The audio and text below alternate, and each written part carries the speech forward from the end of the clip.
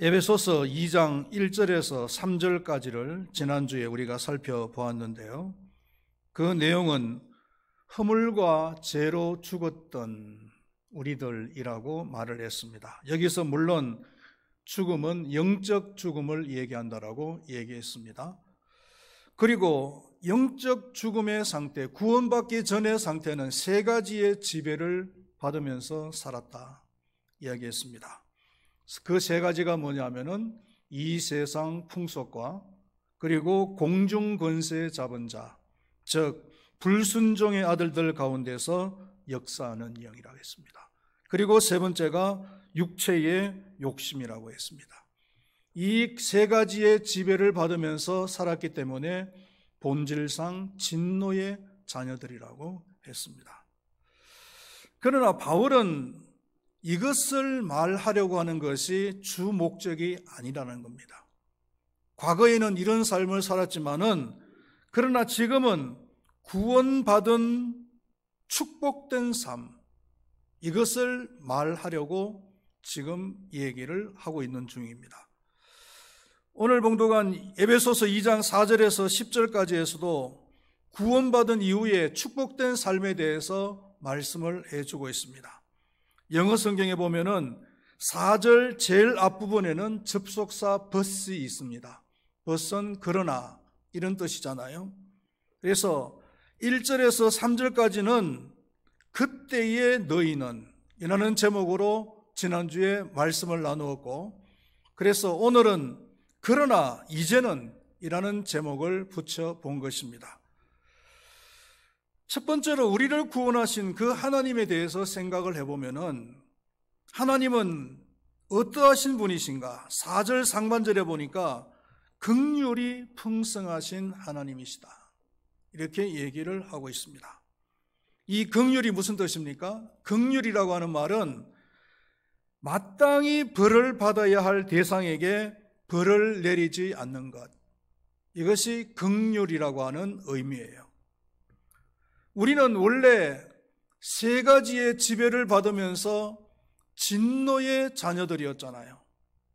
그래서 법대로 한다면은 마땅히 진노를 받아야 될 대상들이 과거의 우리들이었단 말이에요. 그런데 하나님께서는 마땅히 진노를 받아야 될 우리들에게 진노를 내리시지 않으셨다. 이것이 긍휼이란 말이에요. 구약 성경에 보면은 그 호세아서가 있잖아요. 소선지서 중에서 호세아서가 있는데 거기에는 호세아 선지자와 그의 아내인 고멜의 얘기가 나옵니다. 호세아는 선지자인데 고멜은 원래 좀 음란한 여자였던 것 같아요. 결혼을 했습니다. 하나님께서 의롭게도 음란한 여인 고멜과 결혼을 하라는 거예요. 그래서 선지자니까 순종하지 아니할 수 없어 결혼을 했습니다. 자식을 낳았습니다. 그때까지는 좋았습니다. 그런데 옛버릇 버리지 못하는 겁니다. 멀쩡한 남편과 그리고 자녀들을 남겨놓고 외간 남자와 바람을 피우는 겁니다. 그것도 한 번도 아니고 몇 번씩에 걸쳐서. 쫓겨나든지 아니면은 멍석마리를 해도 시원찮을 판이었습니다. 옛날 시골에서는 여자가 부도덕한 짓을 하면은 멍석마리를 했잖아요. 멍석에 말아가지고 동네 사람들이 짓밟고 지나가는 겁니다. 그러면은 크게 다치거나 아니면은 죽을지도 몰랐어요. 그것이 멍석마리였습니다. 이 고멜도 멍석마리를 당해도 시원찮을 그런 여자였어. 음란한 여자였어요. 그런데 이 호세아는요, 몇 번씩에 걸쳐서 그 고멜을 다시 용서해주고 데리고 오는 거예요. 이게 바로 긍휼이란 말입니다. 긍휼. 하나님께서는 우리들에게 긍휼을 베푸셨는데 그냥 베푸신 것이 아니고 풍성한 긍휼을 베푸셨다라고 말씀을 하고 있는 것입니다. 그리고 무엇으로 우리에게 구원을 베푸셨냐면은 4절 하반절에 보니까 우리를 사랑하신 그 큰 사랑을 인하여 이렇게 얘기를 하고 있습니다. 여기서 사랑, 사랑이라고 했을 때 아가페 사랑을 말하겠죠. 아가페 사랑은 전적으로 상대방의 유익을 위한 거예요. 긍휼과 아주 가까운 사이다. 긍휼과 아주 가까운 친구 사이다 라고 생각을 하면 되실 것 같아요. 하나님께서 우리에게 사랑을 베푸셨는데 그냥 사랑을 베푸신 것이 아니고 큰 사랑을 베푸셨다, 이렇게 얘기를 하고 있습니다. 그 큰 사랑의 내용이 5절과 6절에 나옵니다. 5절과 6절 말씀을 다시 한번 읽어볼까요? 허물로 죽은 우리를 그리스도와 함께 살리셨고 너희는 은혜로 구원을 받은 것이라. 또 함께 일으키사 그리스도 예수 안에서 함께 하늘에 앉히시니. 5절과 6절 내용을 세 가지로 정리를 할 수가 있는데, 첫 번째로는 허물로 죽은 우리를 그리스도와 함께 살리셨다는 거고, 그 다음에 함께 일으키셨다는 거고, 그리고 세 번째로는 그리스도와 함께 하늘에 앉히셨다. 이게 무슨 말이냐면은 하나님께서 죽으신 그리스도를 다시 살리시고 일으키셔서 하나님의 우편에 앉히신 것처럼 우리의 죽은 영혼을 다시 살리시고 그리스도와 함께 하나님 우편에 앉히셨다는 겁니다.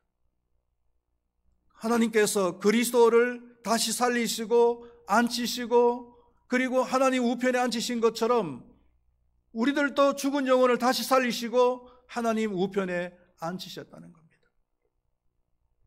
여기서 하나님 우편에 앉히셨다는 것은 하나님 나라의 백성이 되게 하셨다는 의미예요. 빌립보서 3장 20절 말씀에 보면은 우리의 시민권은 하늘에 있는지라. 구원받은 하나님의 백성들의 시민권은 하늘에 있는 줄로 믿습니다. 정리를 하면은 원래는 마귀의 자녀로 살다가 지옥 갈 인생이 하나님께서 하나님의 자녀로 만들어 주시고 하나님 나라의 백성이 되게 해 주신 거예요. 원래는 마귀의 자녀로서 살다가 지옥 갈 인생이 하나님의 백성으로 삼아 주시고 하나님 나라에 들어갈 수 있도록 해 주셨다는 거예요. 이것이 얼마나 큰 축복입니까? 할렐루야. 우리는 이런 큰 축복을 받은 사람들인 줄로 믿습니다. 이것이 하나님의 선물이라고 얘기를 하고 있어요. 전적으로 하나님의 은혜고 선물이라고 이야기를 하고 있습니다. 2장 8절 말씀을 우리 다시 한 번 더 읽어볼까요? 너희는 그 은혜에 의하여 믿음으로 말미암아 구원을 받았으니 이것은 너희에게서 난 것이 아니요 하나님의 선물이라. 이 은혜라고 하는 말의 헬라어가 칼리스라고 하는데요, 이 칼리스라고 하는 말은 다른 말로 하면은 선물이라는 뜻이에요. 그러니까 은혜라고 하는 말과 선물이라고 하는 말은 동일한 말이에요. 선물은 뭐가 선물입니까? 아무것도 한 것도 없는데 받는 것, 그것을 선물이라고 하잖아요. 그렇죠? 그렇기 때문에 선물을 받는 사람의 입장에서는요, 송구스럽고 감사하고 기쁠 뿐이죠. 아무것도 한 것도 없는데 선물을 받는단 말이에요. 그러니까 송구스럽기도 하고 감사하기도 하고 또 선물을 받았으니 기쁘고.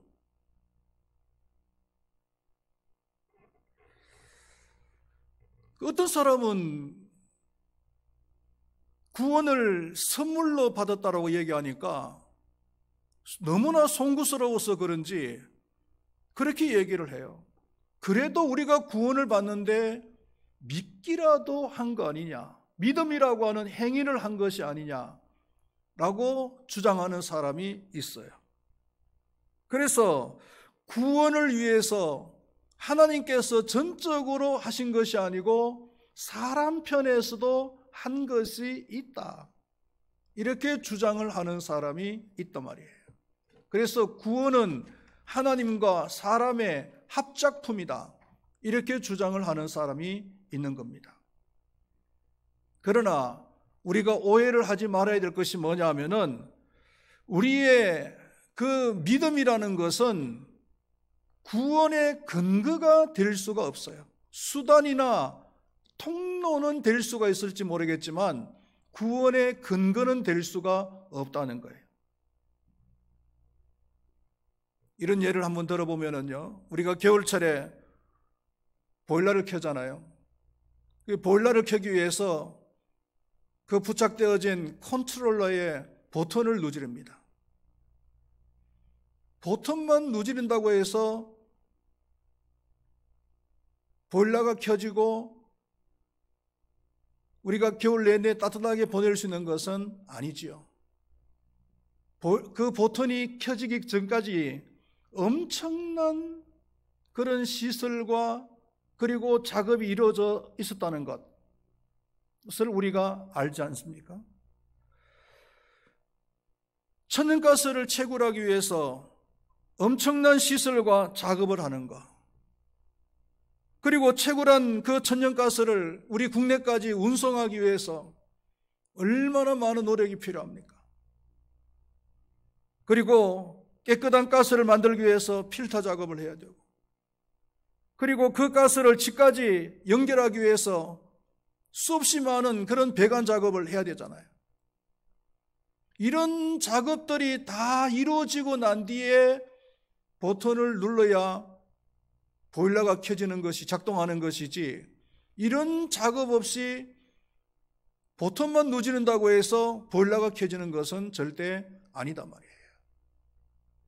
여러분, 보일러가 켜지기 전까지 있었던 수없는 그런 공사, 시설, 작업들, 이런 것들에 비해서 버튼 하나 누르는 것이 이게 일입니까?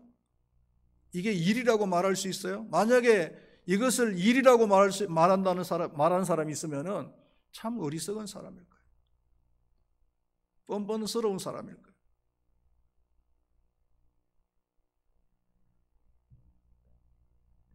버튼을 누른다는 것은 이미 공사하고 작업을 다 해놓은 것을 그냥 받아들인다라고 하는 의미밖에 없는 거예요. 그 믿음이라는 것도 하나님께서 엄청난 그 구원의 역사들을 이루어놓은 것을 그냥 내가 받아들인다 라고 하는 의미지, 그것이 무언가 행위를 했다는 것이 아니다라는 거예요. 그래서 그 근거를 세 가지를 본문에서 얘기하고 있는데, 첫 번째가 8절 하반절에 보면은 이런 말씀이 나오죠. 이것은 너희에게서 난 것이 아니요 하나님의 선물이라고 했는데, 여기서 이것은 이라는 말에 우리가 주목을 해보면은요, 여기서 이것이라고 했을 때 무엇을 이야기하는 걸까요? 문맥적으로 볼 때 앞에 나오는 은혜와 그리고 믿음, 이 두 가지를 얘기하는 거예요. 은혜도 하나님의 선물이면은 믿음도 하나님의 선물이다 라는 거죠. 그렇기 때문에 믿고 싶다고 해서 다 믿을 수 있는 것이 아니라 하나님의 선물, 은혜를 받은 사람만이 믿을 수가 있는 것이잖아요. 그리고 또 한 가지 주목을 해봐야 될 것이 뭐냐면은 구원을 얻었나니 라는 말입니다. 이 말은 시제상 완료 시제예요. 이루어졌다는 겁니다. 구원을 받았다는 겁니다. 미완료 시제가 아니에요. 만약에 우리의 구원이 우리의 행위에 의해서 이루어진다면 미완료 시제가 되어져야 맞아요. 왜요? 우리가 죽어서 천국문 입구까지 어떤 행위를 할 것인지 심판을 해봐야 되잖아요. 지켜봐야 되잖아요. 지켜보고 천국문 입구까지 딱 가서 너는 지금까지 잘했으니까 천국, 못했으니까 지옥, 이렇게 나눠줘야 되는 거 말이죠. 그러니까 미완료 시제가 되어져야 되는데 완료 시제예요. 이미 우리는 구원을 받은 사람들이란 말이에요. 할렐루야. 그러니까 여러분, 천주교의 맹점이 뭡니까 여러분? 천주교의 맹점이 구원관이 예수를 믿는 거, 50%, 그리고 자기들의 행위 50%예요. 그 예수를 믿는 것만 가지고서 구원을 받을 수 없다라고 생각을 하는 거예요. 그래서 천주교 믿는 사람들한테 한번 물어보십시오. 예수를 믿습니까? 그럼 물어보면은 예, 예수를 믿습니다 그래요. 그러면 구원을 받았습니까? 라고 물어보면은 글쎄요. 이렇게 얘기하는 거예요. 내가 이렇게 믿어가지고 이렇게 살아서 구원을 받을 수 있겠습니까? 이렇게 얘기하는 거예요. 그 예수를 믿는데 구원에 대해서는 확신이 없어요. 혹시 여러분들 가운데도 그런 분이 계십니까? 이단들 중에서도 뭐 여호와 증인 같은 그런 이단들도 마찬가지예요. 행위로 구원을 받는다라고 주장을 하거든요. 그러니까 열심히 그 사람들은 전도를 하는데 전도를 열심히 하지 않을 수가 없어요. 왜? 전도를 열심히 안 하면 구원을 못 받기 때문에. 축을 합시고 전도를 하는 거예요. 구원받기 위해서. 그래도 구원에 대한 확신이 없어. 그러니까 너무나 고달프지요. 고달프.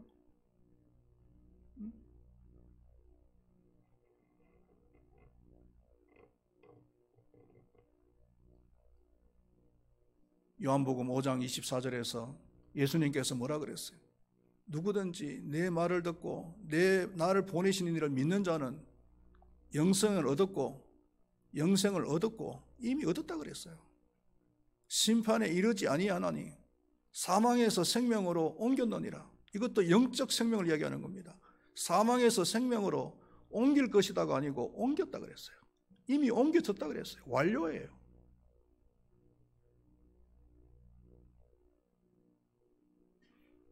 여기서 우리의 구원이 행위 구원이 아니라 전적으로 하나님의 은혜로 주어지는 선물이라는 것이 또 증명이 되는 거예요. 할렐루야. 우리는 이미 구원받은 사람들인 줄로 믿습니다. 영생을 얻은 사람들인 줄로 믿습니다. 그리고 세 번째가 아주 추가적으로 못을 박아버리죠. 9절에서 뭐라 그랬습니까? 9절 말씀을 다 같이 읽어볼까요? 행위에서 난 것이 아니니 이는 누구든지 자랑하지 못하게 함이라. 뭐 더 이상 할 말이 없잖아요.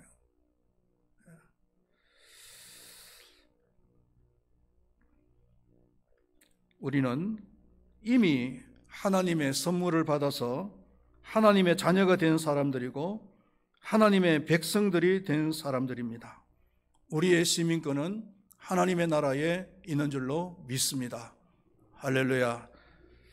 자, 그 다음에 하나님께서 우리를 이렇게 구원하신 목적이 뭐냐라고 이야기하고 있습니다.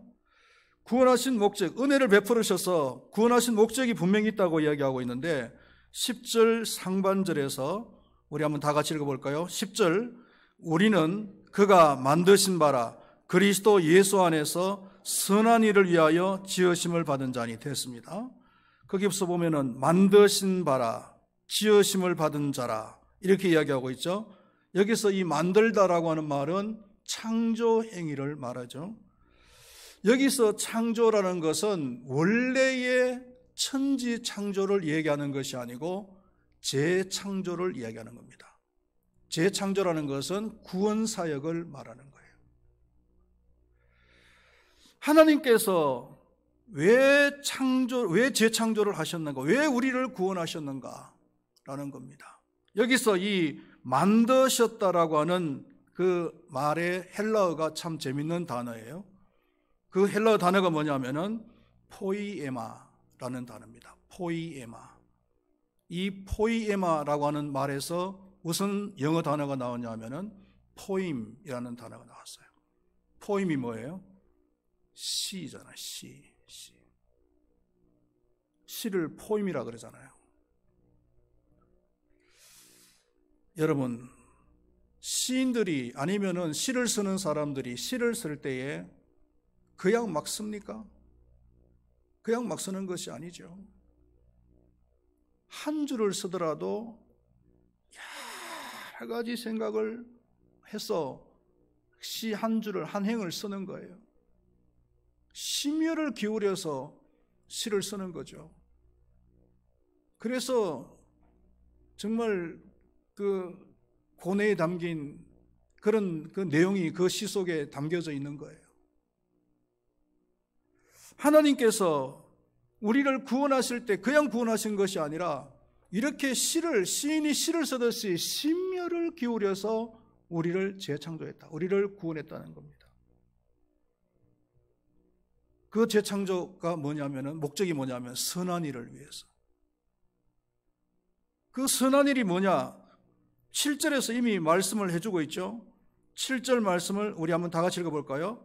이는 그리스도 예수 안에서 우리에게 자비하심으로써 그 은혜의 지극히 풍성함을 오는 여러 세대에 나타내려 하심이라. 하나님의 그 은혜를 많은 사람들에게, 많은 세대에게 증거하게 하기 위해서, 전하게 하기 위해서 우리를 구원했다. 우리를 재창조하셨다라고 이렇게 얘기를 하고 있죠.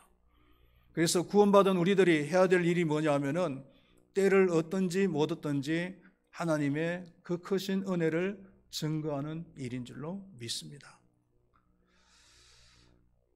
제가 목사가 돼가지고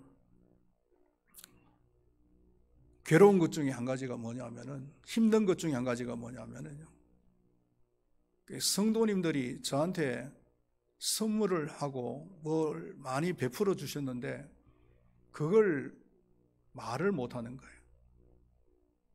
어떤 분은 양복도 맞춰주시고, 어떤 분은 여행도 시켜주시고, 어떤 분은 맛있는 음식을 제공해 주시기도 하시고, 어떤 분은 신발을 사주시기도 하시고,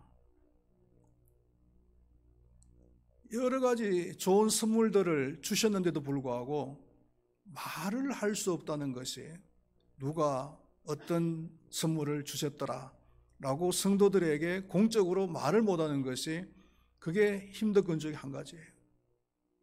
오해를 살 수도 있고요.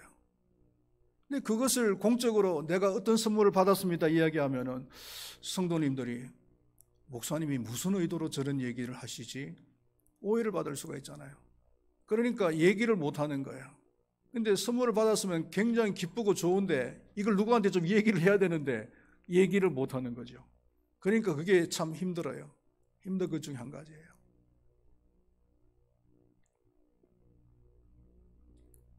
그래서 목사는 하나님의 은혜만 증거하는 거예요. 할렐루야.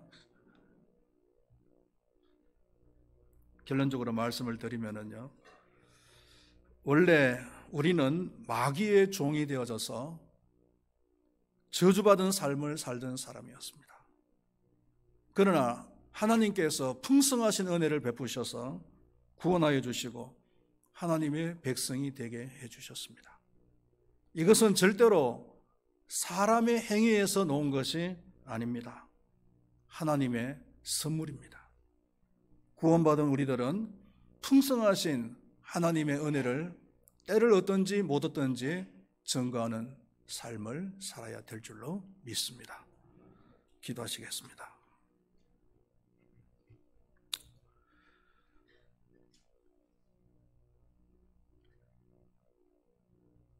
과거에는 마귀의 종이 되어져서 마귀가 시키는 대로 마귀의 지배를 받으면서 살던 저희들이었습니다. 그 인생의 결과는 진노였습니다. 그러나 하나님께서는 긍휼이 풍성하시고 그 큰 사랑으로 우리들에게 진노를 내리지 아니하시고 오히려 은혜를 베풀어 주셨습니다. 그래서 우리를 구원하여 주시고 하나님의 백성이 되게 하여 주셨습니다. 얼마나 놀랍고 큰 축복인지 모릅니다. 우리는 이 사실들을 잊지 않고 살아갈 수 있도록 도와주시고 날마다 송구스럽고 날마다 감사하고 날마다 기쁜 삶을 살아갈 수 있도록 하나님께서 도와주시옵소서. 특별히 우리에게 이렇게 구원의 은혜를 베풀어 주신 목적이 있다고 말씀하셨습니다. 그것은 선한 일인데 하나님의 그 은혜를 모든 세대에게 증거하기 위해서 우리에게 은혜를 베풀어 주셨다고 말씀하여 주셨사오니 은혜 받아서 하나님의 백성이 된 저희들은 때를 얻든지 못 얻든지 하나님의 은혜를 증거하는 그런 삶을 살아가야 될 줄로 믿습니다. 우리 금바에게 모든 성도님들이 이 사명, 이 목적대로 살아가는 귀한 인생이 될 수 있도록 하나님께서 도와 주시옵소서. 감사합니다. 예수님의 이름으로 기도드리옵나이다. 아멘.